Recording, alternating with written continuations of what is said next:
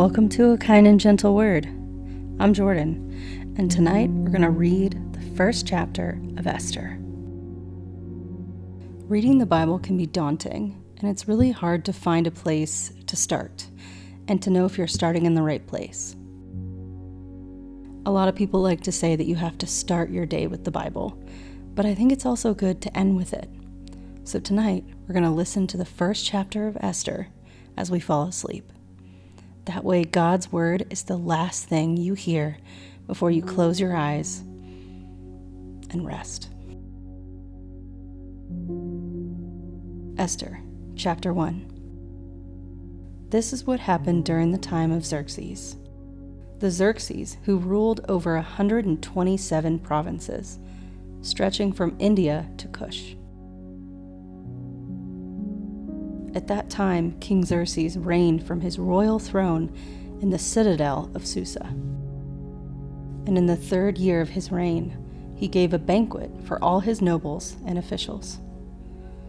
The military leaders of Persia and Media, the princes, and the nobles of the provinces were present. For a full 180 days, he displayed the vast wealth of his kingdom and the splendor and the glory of his majesty. When these days were over, the king gave a banquet lasting 7 days in the enclosed garden of the king's palace for all the people from the least to the greatest who were in the citadel of Susa. The garden had hangings of white and blue linen, fastened with cords of white linen and purple material to silver rings on marble pillars. There were couches of gold and silver on a mosaic pavement of porphyr, marble, mother of pearl, and other costly stones. Wine was served in goblets of gold, each one different from the other. And the royal wine was abundant, in keeping with the king's liberality. By the king's command, each guest was allowed to drink with no restrictions. For the king instructed all the wine stewards to serve each man what he wished. Queen Vashti also gave a banquet for the women in the royal palace of King Xerxes. On the 7th day, when King Xerxes was in a high spirits from wine, he commanded the 7 eunuchs who served him to bring before him Queen Vashti, wearing her royal crown, in order to display her beauty to the people and nobles, for she was lovely to look at. But when the attendants delivered the king's command, Queen Vashti refused to come. Then the king became furious and burned with anger.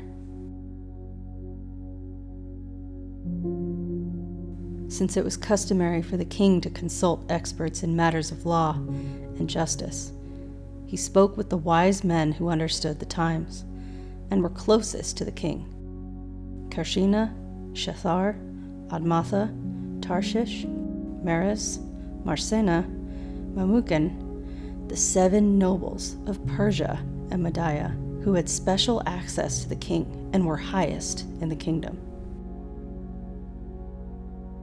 According to the law, what must be done to Queen Vashti? Xerxes asked. She has not obeyed the command of King Xerxes that the eunuchs have taken to her. Then Mamukan replied in the presence of the king and the nobles, Queen Vashti has done wrong, not only against the king, but also against all the nobles and the peoples of all the provinces of King Xerxes. For the queen's conduct will become known to all the women, and so will they despise their husbands and say, King Xerxes commanded Queen Vashti to be brought before him, but she would not come. This very day, the Persian and Median women of the nobility who have heard about the queen's conduct will respond to all the king's nobles in the same way. There will be no end of disrespect and discord. Therefore, if it pleases the king, let him issue a royal decree, and let it be written in the laws of Persia and Media, which cannot be repealed, that Vashti is never again to enter the presence of King Xerxes.